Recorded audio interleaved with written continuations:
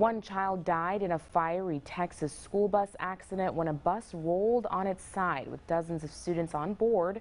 3 other students were taken to a hospital and more than 30 were taken back to their school. You see the bus here lying on the side of the road in Mesquite, adjacent to a telephone pole, the rear emergency door open and smoke rising. Counselors are on hand this morning to assist the children.